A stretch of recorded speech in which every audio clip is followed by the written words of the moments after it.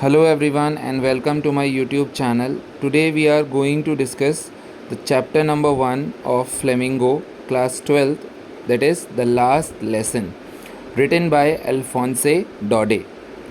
This chapter, the last lesson, is set in the days of Franco-Prussian War, in which France was defeated by Prussia, which was led by Otto von Bismarck. तो ये जो story है the last lesson, इसका जो title है last lesson, कैसे इसको last lesson title मिला ये मैं आपको अभी ब्रीफ करूँगा, लेकिन उससे पहले आपको इसका बैकग्राउंड जानना ज़रूरी है। इस स्टोरी को सेट किया गया है उस टाइम पे। ये स्टोरी तब की है जब फ्रैंको प्रशियन वॉर चल रहा था और उस वॉर में फ्रांस को प्रशिया ने डिफ़ीट कर दिया था, हरा दिया था। प्रशिया जो कि अ ग्रुप ऑफ कंट्रीज़ हुआ करता था, जिसके अंदर जर्मनी, पोलैंड और पार्ट्स ऑफ ऑस्ट्रिया थे। तो प्रशिया किसे कहा जाता था? A group of countries like Germany, Poland and parts of Austria. And Prussia was led by Bismarck, auto von Bismarck. Auto von Bismarck उस टाइम प्रशिया के लीडर हुआ करते थे और उनकी लीडरशिप में फ्रांस को इस वॉर में हरा दिया गया था। क्या नाम था उस वॉर का? Franco-Prussian War, that was started in 1870 and lasted for 1 year till 1871। इस वॉर का इम्पैक्ट क्या हुआ फ्रांस पे? प्रशिया ने फ्रांस के डिस्ट्रिक्ट्स अल्सास और लॉरेन को ओवर पावर किया और उन्होंने इसको ओवर पावर करने के बाद अपनी लैंग्वेज से यहाँ डोमिनेंस करने की कोशिश की। लैंग्वेज डोमिनेंस को क्या कहते हैं? जो कि इस स्टोरी की थीम भी है, जिसे हम कहते हैं लिंग्विस्टिक शॉविनिज़्म, जिसे कहा जाता है लिंग्विस्टिक शॉविनिज़्म। शॉविनिज़्म का मतलब है किसी भी तरह का डोमिनेंस। तो प्रशिया ने फ्रांस के ऊपर, फ्रांस की डिस्ट्रिक्ट्स अल्सास और लॉरेन पर किस तरह का डोमिनेंस करना स्टार्ट किया? लैंग्वेज डोमिनेंस, जिसे हम कहते हैं लिंग्विस्टिक शॉविनिज़्म। ठीक है, तो कैसे हुआ ये डोमिनेंस? फ्रांस में कौन सी लैंग्वेज चलती थी? फ्रांस की नेटिव लैंग्वेज थी फ्रेंच और प्रशिया की नेटिव लैंग्वेज थी जर्मन। राइट। जब प्रशिया ने फ्रांस को ओवर पावर किया, वहाँ की डिस्ट्रिक्ट्स अल्सास और लॉरेन को ओवर पावर किया, तो उन्होंने एक ऑर्डर पास किया। प्रशिया की कैपिटल बर्लिन, प्रशिया की कैपिटल का क्या नाम था? बर्लिन, जो आज जर्मनी की कैपिटल है बर्लिन। बर्लिन से एक ऑर्डर आया और उस ऑर्डर में लिखा था कि अल्सास और लॉरेन की स्कूल्स में अब फ्रेंच लैंग्वेज को बैन कर दिया जाएगा and from the following day, अगले दिन से वहाँ केवल जर्मन लैंग्वेज ही पढ़ाई जाएगी। यानी उन्होंने लोगों पर डोमिनेंस करने की कोशिश नहीं की, उन्होंने इनडायरेक्टली लैंग्वेज डोमिनेंस वहाँ पर प्रैक्टिस करके, लैंग्वेज को, एक नई लैंग्वेज को की प्रैक्टिस वहाँ स्टार्ट करके लोगों को स्लेव बनाने की कोशिश की। तो प्रशिया ने फ्रेंच की डिस्ट्रिक्ट्स अल्सास और लॉरेन में क्या ऑर्डर पास किया कि वहाँ के स्कूल्स में अब फ्रेंच लैंग्वेज नहीं पढ़ाई जाएगी और केवल जर्मन लैंग्वेज ही पढ़ाई जाएगी। अल्सास में एक टीचर होते थे जिनका नाम था एम हैमल, जो कि इस स्टोरी के बहुत इम्पॉर्टेंट कैरेक्टर हैं। एम हैमल एक फ्रेंच टीचर थे। जब ये ऑर्डर पास हुआ तो एम हैमल को फ्रांस छोड़कर जाना पड़ा। M Hamel was serving in Alsace for 40 years, approximately 40 years. He had been serving Alsace for 40 years and he was a patriot. वो patriot थे, वो चाहते थे, patriot कौन होता है? देशभक्त, one who loves his country, one who sacrifices for his country, उसे हम patriot कहते हैं। तो एम हैमल एक बहुत बड़े patriot थे। He had been serving Alsace and French people for 40 years and he wanted people to learn their language, also know the importance of their language। तो एम हैमल हमेशा यही चाहते थे कि फ्रांस के लोग अपनी लैंग्वेज की इम्पोर्टेंस को समझें, अपनी लैंग्वेज को सीखें, अपनी लैंग्वेज को सेफगार्ड करें, अदरवाइज़ कोई भी उन्हें आसानी से स्लेव बना देगा। जैसा कि अब प्रशिया ने उनकी डिस्ट्रिक्ट्स अल्सास और लॉरेन में किया, वहाँ एक ऑर्डर पास किया कि अब फ्रेंच लैंग्वेज नहीं पढ़ाई जाएगी और केवल जर्मन पढ़ाई जाएगी। तो ये जो लास्ट लेसन आप पढ़ रहे हैं, ये जो टाइटल है, ये किसका लास्ट लेसन है? It was the last lesson of M Hamel when he was about to leave France for ever. जब एम हैमल फ्रांस छोड़कर जा रहे थे उस ऑर्डर की वजह से, क्योंकि वहाँ जर्मन लैंग्वेज पढ़ाई जानी थी, एम हैमल का कोई काम नहीं था, अब वो फ्रांस छोड़कर जा रहे थे और उन्होंने एक लास्ट लेसन ऑर्गेनाइज़ किया। और उस लास्ट लेसन में जितने भी लोग वहाँ पर अटेंटिव थे उन सब लोगों को उन्होंने एक मैसेज दिया कि आप लोग अपनी लैंग्वेज को सेफगार्ड करो, आप लोग अपनी लैंग्वेज की इम्पोर्टेंस को समझो, आपको उसे बचा कर रखना है, अदरवाइज़ कोई भी आपको ईज़िली इम्प्रिजन कर देगा, कोई भी आपको स्लेव बना लेगा। तो इस चैप्टर का मेन मैसेज क्या था? The main message of this chapter, of this lesson, the last lesson is that M. Hamel had organized last lesson just to give a message to his people, to the people of Alsace, to give a safeguard to their language, to know the importance of their language, and those people who had not given any attention, any heed to their language and to their teacher, they also realized the importance on that day. जो लोग आज तक अपनी language की importance को नहीं जानते थे, नहीं समझते थे, इवन उन्हें भी आज अपनी लैंग्वेज की इम्पोर्टेंस पता चली और उन्हें अपने टीचर की इम्पोर्टेंस पता चली। वो टीचर जो उन्हें 40 ईयर्स से सर्व कर रहे थे, उन्हें सिखाने की कोशिश कर रहे थे, आज वो टीचर हमेशा के लिए उनको छोड़कर जाने वाले थे। ठीक है, उसी तरह इस स्टोरी का एक और कैरेक्टर है जो कि है फ्रेंच बॉय, जिसका नाम है फ्रांस। इसका नाम है फ्रांस। फ्रांस एक फ्रेंच बॉय, एक फ्रेंच स्टूडेंट है, और जैसे बाकी लोगों को अपनी लैंग्वेज की इम्पोर्टेंस का रियलाइजेशन नहीं था, अपने टीचर का रियलाइजेशन नहीं था, अपने टीचर की इम्पोर्टेंस का रियलाइजेशन नहीं था, उनकी टीचिंग्स का रियलाइजेशन नहीं था, वैसे ही फ्रांस था। फ्रांस भी कभी अपने टीचर की टीचिंग्स, उनकी जो नॉलेज थी उसको इम्पोर्टेंस नहीं देता था।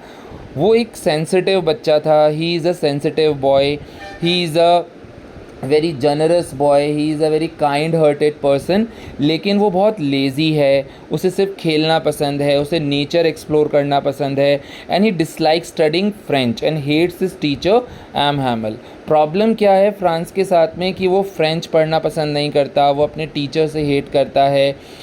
क्यों करता है वो अपने टीचर से hate? Because M Hamel always emphasized to have a learning of French language। हमेशा एम हैमल किसको एम्फसाइज करते थे कि फ्रेंच लैंग्वेज सीखनी चाहिए, और फ्रांस को कहीं ना कहीं फ्रेंच लैंग्वेज सीखने में कोई इंटरेस्ट नहीं था। That is why he disliked his teacher, इसीलिए वो अपने टीचर को हमेशा नापसंद करता था।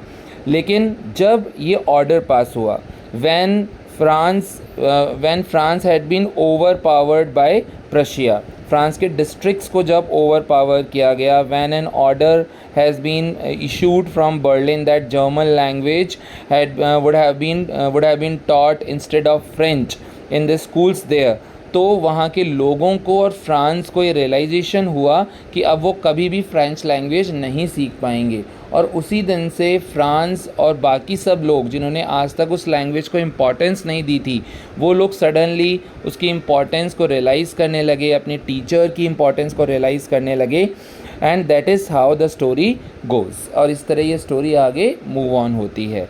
तो इस स्टोरी का जो जिस्ट है वो क्या है स्टूडेंट्स, कि ये जो लास्ट लेसन है, ये लास्ट लेसन उन लोगों के लिए एक तरह का लेसन था, उन लोगों के लिए एक सबक था जिन्होंने आज तक अपनी लैंग्वेज को इम्पोर्टेंस नहीं दिया था। एम हैमल जो कि एक फ्रेंच टीचर हैं, उनका ये लास्ट लेसन था। जब वो जाने लगे, उन्होंने एक लास्ट लेक्चर, एक लास्ट लेसन ऑर्गेनाइज़ किया, एक लास्ट क्लास ऑर्गेनाइज़ की, जिसमें केवल स्टूडेंट्स ही नहीं बल्कि वो सभी विलेजर्स, वो सभी लोग वहाँ पर अटेंटिव थे, वो वहाँ अटेंड कर रहे थे उस लेसन को, जिन्होंने आज तक कभी पढ़ाई नहीं की, जिन्होंने आज तक कभी फ्रेंच लैंग्वेज को इम्पोर्टेंस नहीं दी, अपने टीचर के टीचिंग्स, उनके वर्ड्स को इम्पोर्टेंस नहीं दी। तो आज उस क्लासरूम में केवल स्टूडेंट्स नहीं थे, आज वो सभी लोग थे, वो सभी विलेजर्स थे, वो सब लोग जिन्होंने आज तक कभी अपनी लैंग्वेज और अपने टीचर को कोई इम्पोर्टेंस नहीं दी थी।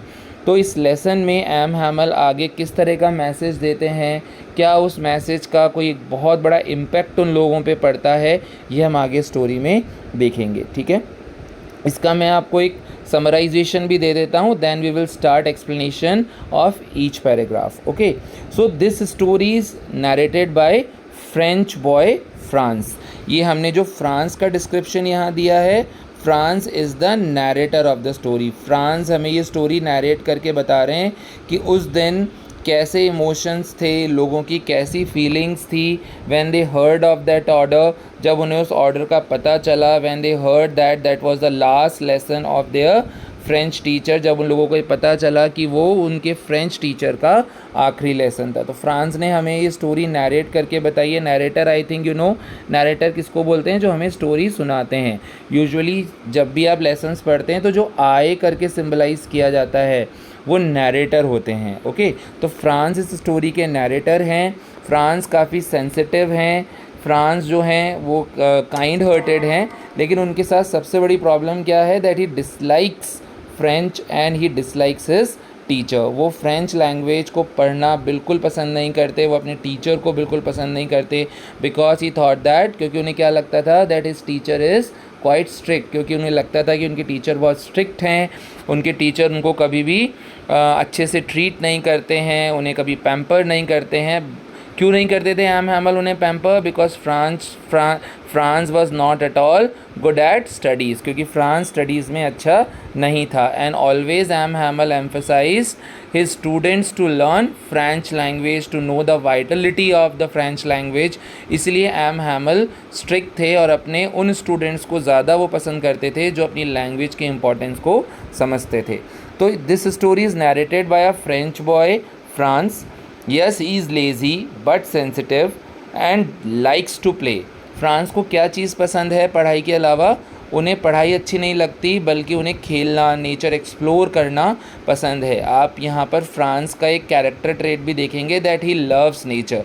उन्हें नेचर बहुत पसंद है। 2-3 ऐसे इंस्टांस आएंगे स्टोरी में जिससे आपको ये पता चलेगा that he is a true lover of nature, he loves nature. So Franz dislikes studying French and he hates his teacher M. Hamel. Now you know why he hates his teacher. Now what happened in France after overpowering their districts of Alsace and Lorraine in France, Berlin has ordered, Berlin से एक order आया। Berlin ने क्या order दिया, that German language instead of French be taught in the schools there. Berlin से ये order आया war के ख़त्म होने के बाद, जब प्रशिया ने फ्रांस को हरा दिया, तो बर्लिन जो कि कैपिटल थी प्रशिया की, वहाँ से एक ऑर्डर आया कि अब अल्साज और लॉरेन की स्कूल्स में फ्रेंच लैंग्वेज की जगह सिर्फ जर्मन लैंग्वेज ही कल से पढ़ाई जाएगी। It is the last day of their French teacher. तो उस ऑर्डर के बाद, उस ऑर्डर का इम्पैक्ट क्या हुआ कि एम हैमल का वो लास्ट लेसन था, और एम हैमल जो वहाँ 40 ईयर्स से अल्सास को सर्व कर रहे थे, finally he had to go forever, he had to leave France and Alsace forever. अब अल्सास को उन्हें छोड़कर हमेशा के लिए जाना था। M Hamel is full of grief, M Hamel is full of nostalgia and patriotism. M Hamel बड़े दुखी हो गए, बहुत परेशान हो गए, वो नॉस्टैल्जिक हो गए। नॉस्टैल्जिक क्या होता है, जब हम अपनी पास्ट मेमोरीज़ को विजुलाइज़ करने लगते हैं, याद करने लगते हैं, उसे नॉस्टैल्जिया कहा जाता है। And he was full of the feelings of patriotism, और वो अपनी पैट्रियटिज़म की फीलिंग से भर गए। उन्हें याद आने लगा किस तरह वो लोगों के बीच में रहे 40 साल तक, किस तरह उन्होंने लोगों को सर्व किया, किस तरह उन्होंने लोगों को बार बार पुश किया कि वो अपनी लैंग्वेज को सीखें, अपने इस कंट्री को थोड़ा सा इम्पोर्टेंस दें, अपनी लैंग्वेज को इम्पोर्टेंस दें। तो आज उनके अंदर एक बहुत सारे इमोशंस उनके अंदर चल रहे थे, सेंटिमेंट्स चल रहे थे। So as a mark of respect to his hard work, the village man, many people, Franz attended there his last lesson. तो एम हैमल को रिस्पेक्ट देने के लिए, अपनी लैंग्वेज को रिस्पेक्ट देने के लिए फ्रांस और विलेज के बहुत सारे लोग, और वो सब लोग जिन्होंने आज तक अपनी लैंग्वेज को इम्पोर्टेंस नहीं दी थी, आज वो सभी लोग उस क्लास में अटेंटिव थे, वहाँ अटेंड कर रहे थे उस क्लास को। They are sad as they did not learn their mother tongue French in their childhood. सभी लोग बहुत परेशान थे, दुखी थे, क्योंकि उन्होंने अपने बचपन में और कभी भी उन्होंने अपनी लैंग्वेज को सीखने की कोशिश नहीं की थी। Even Franz is also shocked to know that it's his last lesson as he does not know French। France भी बड़ा परेशान था, बहुत दुखी था, क्योंकि उसने आज तक फ्रेंच सीखने की कोशिश नहीं की थी और आज ये उसका लास्ट लेसन था। तो देखें, अब हम आगे स्टोरी में यही देखेंगे कि फ्रांस ने उस लैंग्वेज की इम्पोर्टेंस को और विलेजर्स ने उस लैंग्वेज की इम्पोर्टेंस को कैसे रियलाइज़ किया, अपने टीचर की इम्पोर्टेंस को कैसे रियलाइज़ किया, और एम हैमल ने अपने लास्ट लेसन में क्या मैसेज दिया. So now students, let's begin the explanation of each paragraph. Now the first paragraph, I already told you who is I here. France, the narrator of the story is I here. Okay, तो यहाँ जो I symbolize किया गया है ये France के लिए किया गया है. फ्रांस इस स्टोरी के नैरेटर हैं. Okay, I started for school very late that morning and was in great dread of scolding. Dread of means होता है fear, किसी भी चीज़ का डर होना. तो यहाँ पर क्या बताया जा रहा है, नैरेटर जो है हमारी स्टोरी के, कौन है नैरेटर हमारी स्टोरी के? फ्रांस हैं. फ्रांस उस दिन स्कूल जाने में थोड़ा लेट हो रहे थे. उन्होंने स्कूल जाना थोड़ा सा लेट कर दिया. क्यों कर दिया? क्योंकि उस दिन उन्हें अपने टीचर के डांटने का डर लग रहा था. Scolding you know when somebody Scholz you, जब कोई आपको डांटता है, जब कोई आपको थ्रेट करता है आपकी गलती के लिए, तो उसे स्कोल्डिंग कहते हैं. राइट. तो उस दिन हमारे नैरेटर फ्रांस ने स्कूल जाना लेट क्यों कर दिया? वो क्यों डरे हुए थे अपने टीचर से?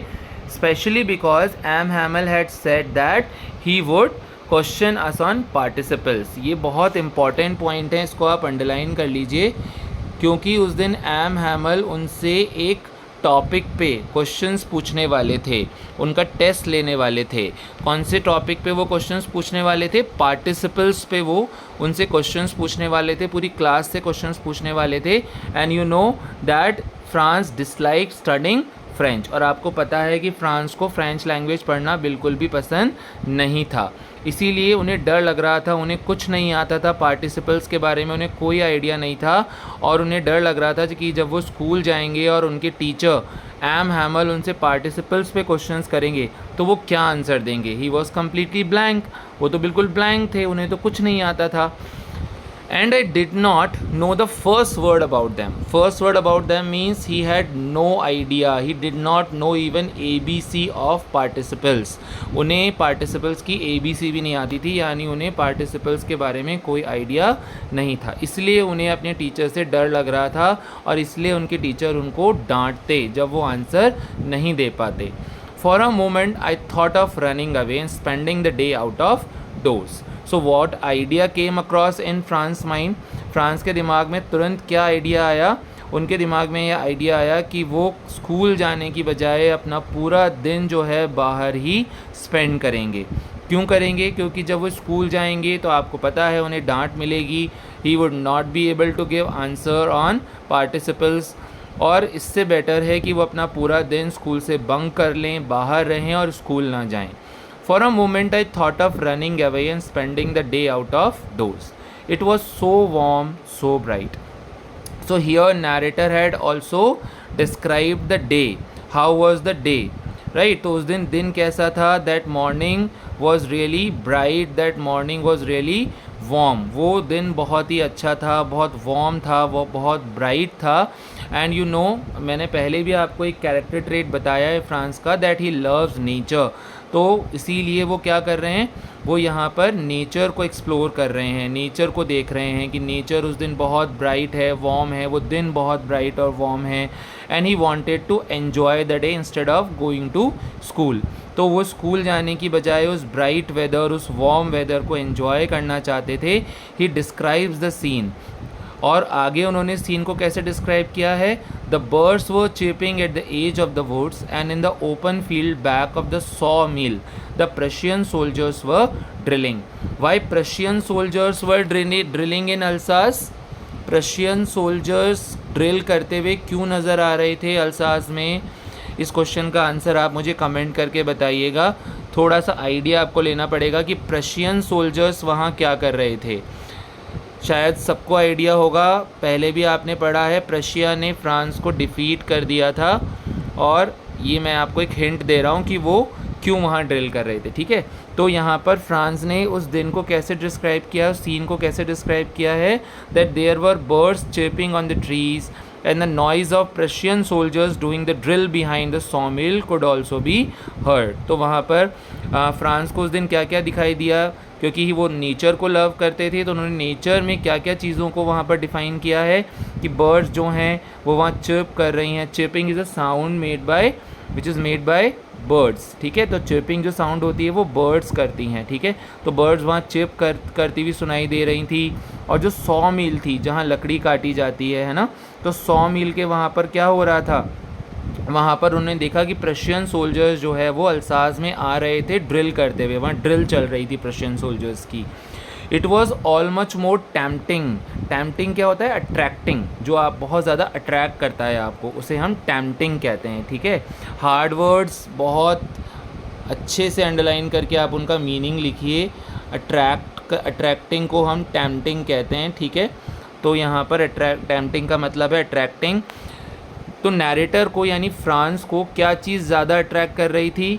बर्ड्स चिप करती हुई जो उसको सुनाई दे रही थी वो अट्रैक्ट कर रही थी। प्रशियन सोल्जर्स जो वहाँ ड्रिल कर रहे थे वो उसको अट्रैक्ट कर रहे थे। और ये ज़्यादा अट्रैक्टिव था किससे? रूल फॉर पार्टिसिपल से। पढ़ाई उसके दिमाग में नहीं चल रही थी उसको, अब उसके दिमाग से वो पढ़ाई, अपने टीचर का डर सब निकल गया था। अब उसके मन में क्या था कि वो पूरा दिन बाहर रहे, मज़े करे, बर्ड्स को सुने, बर्ड्स की चिर्प को सुने, नेचर को एक्सप्लोर करे। और प्रशियन सोल्जर्स को ड्रिल करता हुआ देख रहा था, तो ये भी उसके लिए काफ़ी शॉकिंग और सरप्राइजिंग था। But I had the strength to resist. Resist मतलब होता है टू स्टे अवे। उन्होंने बाहर रहने के आइडिया को अपने दिमाग से निकाला, क्योंकि स्कूल जाना भी शायद उनके लिए ज़रूरी था। अगर स्कूल नहीं जाते तो उस दिन भले ही उनको डांट नहीं पड़ती, next day he would have been scolded, शायद अगले दिन उनको डांट पड़ती। इसलिए उन्होंने सोचा, उन्होंने ये आइडिया अपने दिमाग से निकाला बाहर रहने का। उन्होंने कहा छोड़ो, बाहर नहीं रहते हैं, स्कूल जाते हैं। स्कूल जाएंगे, कोई बात नहीं, आज टीचर डांटेंगे, कल कम से कम डांट नहीं पड़ेगी। तो उन्होंने फाइनली क्या डिसाइड किया? He decided to go school, so he hurried off to school. वो तुरंत स्कूल की तरफ चलने लगे। अब जब वो आगे चलने लगे तो बहुत सारे सरप्राइजिंग एलिमेंट्स उनके सामने आने लगे, जिसका आइडिया उनको नहीं था कि उस दिन क्या हो रहा था। When I passed the town hall, there was a crowd in front of the bulletin board. Students, bulletin board क्या होता है? एक नोटिस बोर्ड होता है। और अल्सास के अंदर जो ये नोटिस बोर्ड था, ये क्या काम करता था? इस नोटिस बोर्ड पर जो भी फ्रांस और प्रशिया का वॉर चल रहा था उसकी जो भी न्यूज़ थी, ऑर्डर्स का आना, ऑफिसर्स के इंस्ट्रक्शंस, बैटल का लॉस्ट होना, जितनी भी न्यूज़ होती थी वॉर से रिलेटेड, वो सब इस बुलेटिन बोर्ड पर हाईलाइट की जाती थी, दिखाई जाती थी। तो जब हमारे नैरेटर फ्रांस टाउन हॉल के पास से जाने लगे, टाउन हॉल एक जगह का नाम है, it is the name of a place. जब वो टाउन हॉल के पास से जाने लगे, उन्होंने देखा बुलेटिन बोर्ड के सामने बहुत बड़ी एक भीड़, एक मास इकट्ठा था। तो आपको पता है भीड़ बुलेटिन बोर्ड के सामने क्यों इकट्ठी होगी? क्योंकि नोटिस बोर्ड पे, बुलेटिन बोर्ड पे ज़रूर कोई इंपॉर्टेंट न्यूज़ आई होगी, ठीक है। जैसे जैसे आप स्टोरी पढ़ेंगे आपके दिमाग में वो जस्ट आने लगेगा, जो मैंने आपको स्टोरी के स्टार्टिंग में बताया था। तो उस बुलेटिन बोर्ड के बाहर क्या था? एक बहुत बड़ी भीड़ थी। शायद बुलेटिन बोर्ड पर आज कोई बहुत इंपॉर्टेंट मैसेज रिफ्लेक्ट किया जा रहा था, डिस्प्ले किया जा रहा था। For the last 2 years, all our bad news had come from there. The lost battles, the draft, the orders of the commanding officer. Last 2 year से क्या हो रहा था? फ्रांस और प्रशिया का वॉर चल रहा था, और उस वॉर की जितनी भी न्यूज़ थी, ड्राफ्ट था। ड्राफ्ट होता है कि कोई भी ऑर्डर होता है जो कि मिलिट्री से रिलेटेड होता है, कोई भी मिलिट्री से रिलेटेड इंस्ट्रक्शन होता है तो उसे ड्राफ्ट कहते हैं। यहाँ ड्राफ्ट का मतलब किसी भी चीज़ को फॉर्मेटाइज करने से नहीं है, यहाँ ड्राफ्ट का मतलब है कोई भी मिलिट्री ऑर्डर या कोई भी मिलिट्री इंस्ट्रक्शन, उसको ड्राफ्ट कहते हैं यहाँ पे, ठीक है। तो जितनी भी लॉस्ट बैटल्स की न्यूज़ होती थी, जो भी ड्राफ्ट होते थे, जो भी ऑर्डर्स होते थे, वो सब उस बुलेटिन बोर्ड पे लास्ट 2 ईयर्स से डिस्प्ले किए जाते थे। इसका मतलब आज भी कोई ऐसी ही न्यूज़ थी, बहुत इंपॉर्टेंट न्यूज़ थी, इसीलिए वहाँ बहुत बड़ी क्राउड इकट्ठा थी। And I thought to myself without stopping what can be the matter now. Franz वहाँ रुके नहीं, वो चलते गए, because already he was getting late to school. वो स्कूल पे ऑलरेडी जाने में लेट हो गए थे। वो चलते गए और ये सोचते गए कि आज आखिर इस बुलेटिन बोर्ड पे क्या डिस्प्ले किया जा रहा है। उन्हें ये आइडिया तो था कि कुछ ना कुछ बुरा ही होगा, लेकिन वो बुरा क्या था, वो बैड न्यूज़ क्या थी, उसके बारे में फ्रांस को कोई आइडिया नहीं था। और अब क्योंकि वो वहाँ नहीं रुके, इसकी वजह से देखिए कितना सारा क्योस, कितनी सारी डिस्टर्बेंस आगे क्रिएट होगी। उन्हें कोई आइडिया नहीं था उस बुलेटिन बोर्ड पर क्या दिखाया जा रहा था। अब जब वो आगे स्कूल की तरफ चलने लगे तो बहुत सारे अनएक्सपेक्टेड इवेंट्स उन्हें दिखाई देने लगे, जिसका उन्हें कोई आइडिया नहीं था, उन्हें पता ही नहीं था कि ये सब क्यों हो रहा है। तो अब वो आगे की तरफ चलने लगे, अपने स्कूल जाने लगे। Then as I hurried by as fast as I could go, the blacksmith, washer, who was there with his apprentice. अब जब वो स्कूल आगे की तरफ जाने लगे तो वहाँ उन्हें कौन मिला? उन्हें वहाँ मिला सबसे पहले वहाँ का ब्लैक स्मिथ। वहाँ एक ब्लैक स्मिथ था। ब्लैक स्मिथ, आपको पता है ब्लैक स्मिथ क्या होता है? ब्लैक स्मिथ होता है जो लोहे का काम करता है, लोहार जिसे हम बोलते हैं। तो वहाँ ब्लैक स्मिथ मिला, वॉशर मिला, और उसका वो अपने अप्रेंटाइज के साथ वहाँ खड़ा हुआ था। ठीक है, अप्रेंटाइज किसको बोलते हैं? अप्रेंटाइज होता है कोई भी आपका ट्रेनी, कोई भी आपका फॉलोवर, या कोई भी आपका डिसाइपल, लर्नर, है ना, उसे हम अप्रेंटाइज कहते हैं। जो आपके साथ काम करता है या आपसे सीखता है, ट्रेनी होता है आपका, उसको हम अप्रेंटाइज कहते हैं। तो ब्लैक स्मिथ था, वॉशर था और उसका अप्रेंटाइज, वो सब वहाँ खड़े हुए थे। और वो सब भी क्या कर रहे थे? बुलेटिन पढ़ रहे थे, जो न्यूज़ आई थी उसको पढ़ रहे थे, reading the bulletin. Called after me, तो उन्होंने वहाँ उन ब्लैक स्मिथ ने क्या किया? ब्लैक स्मिथ ने फ्रांस को जाते जाते आवाज़ दी, उसको बुलाया, और उसके साथ उन्होंने एक ह्यूमर किया। ह्यूमर एक कॉमिकल इवेंट या एलिमेंट को हम ह्यूमर कहते हैं, मजाक किया। वो उसका मजाक बनाने लगे। दे लाफ्ड एट हिम, वो उस पर हंसने लगे, उसका मजाक बनाने लगे, उसको टीज़ करने लगे। Because they also knew that it was the habit of Franz to get late to school. ये फ्रांस की हैबिट थी कि वो हमेशा स्कूल लेट ही जाता था, और ये वहाँ पर ऑलमोस्ट सभी को पता था। तो जब फ्रांस स्कूल जा रहा था and it was quite late, और वो काफ़ी लेट हो चुका था, तो ब्लैक स्मिथ उसको रोक कर उसका मजाक बनाने लगा। क्या कहा उसने? Don't go so fast bub. Bub here means boy. You will get to your school in plenty of time. उन्होंने कैसे मजाक बनाया फ्रांस का? ये बहुत जनरल स्टेटमेंट में नहीं कहा गया, it is said in humour. ये उसको टीज़ करते हुए, उसका मजाक बनाते हुए उसको कहा है। क्या कहा? कि अरे तुम्हें जल्दी जाने की ज़रूरत नहीं है, स्कूल जाने के लिए तो अभी बहुत टाइम पड़ा है, तुम आराम से स्कूल जा सकते हो। They knew that Franz was already getting late. उन्हें पता था फ्रांस ऑलरेडी बहुत लेट हो चुका था, लेकिन फिर भी वो उसका मजाक बना रहे थे। ठीक है। I thought he was making fun of me and reached Am Hammel's little garden out of breath. अब out of breath means hard to breathe. Okay, तो अब फ्रांस ने उनकी बात का ध्यान नहीं दिया, हालांकि उसे रियलाइजेशन हो गया कि वो उसका मजाक बना रहे थे। They were making fun of him, वो उसका मजाक बना रहे थे। ब्लैक स्मिथ उसका मजाक बना रहा था, लेकिन वो रुका नहीं। He constantly walk to the school and finally he reached into M Hamel's garden, और फाइनली वो एम हैमल के गार्डन में पहुंच गया। M Hamel's garden means where his school was running, जहाँ उनका स्कूल चल रहा था, जहाँ वो पढ़ाया करते थे। ठीक है, तो वहाँ वो पहुँचा हाँफते हुए, बहुत सांस भर गई थी उसकी, बहुत जल्दी जल्दी में वो वहाँ पहुँचा, घबराया हुआ सा। Usually when school began there was a great bustle. अब इस पैराग्राफ की इम्पॉर्टेंस है बेटा, ये पैराग्राफ बहुत इंपॉर्टेंट है। इसमें आपको पता चलेगा उस दिन फ्रांस को क्या अनएक्सपेक्टेड चीज़, क्या एक सरप्राइजिंग एलिमेंट उस दिन नज़र आया। यूजुअली क्या होता था? When school began, when there was a great bustle, bustle is a noise which could be heard out in the street, the opening and closing of desk, lessons repeated in unison. Unison is one tone, okay? Very loud, with our hands over our ears to understand better, and the teacher's great ruler rapping on the table. तो usually school कैसे चलता था, school के बाहर कैसा scene हुआ करता था? तो यहाँ हमारे नैरेटर हमें बता रहे हैं कि रोज़ाना जब स्कूल चलता था तो बहुत नॉइज़ होती थी, डेस्क के उठाने की, रखने की आवाज़ें सुनाई देती थी, बच्चों के लेसन्स रिपीट करने की आवाज़ें सुनाई देती थी, टीचर्स के रूलर यानी जो डंडा होता था उनके हाथ में, रूलर को टेबल पे बजाने की आवाज़ें सुनाई देती थी। So it was quite noisy, बहुत आवाज़ होती थी रोज़, बहुत शोर होता था अलग अलग तरह की। बट उस दिन काफ़ी अलग था, it was quite different. But now it was also still, उस दिन सब कुछ बिल्कुल स्टिल था। स्टिल यूजुअली कब होता है? जब संडेज़ होते हैं या कोई हॉलीडे होता है, तो उस दिन स्कूल बंद होते हैं, कोई नॉइज़ नहीं होती है। तो उस दिन काफ़ी इनडिफरेंट था, बिल्कुल स्टिल था, कोई नॉइज़ नहीं थी। I had counted on the commotion to get to my desk without being seen. अब नैरेटर फ्रांस ये सोचने लगे कि कैसे वो चुपचाप जाकर अपनी डेस्क पे बैठ जाएं अननोटिसिंगली, क्योंकि अगर उनके टीचर को पता चला कि फ्रांस आज भी लेट हो गया है तो ही वुड स्कोल्ड हिम, वो उसको डांटेंगे। तो वो कोशिश करने लगा कि चुपचाप कैसे जाकर अपनी डेस्क पे बैठ जाना है।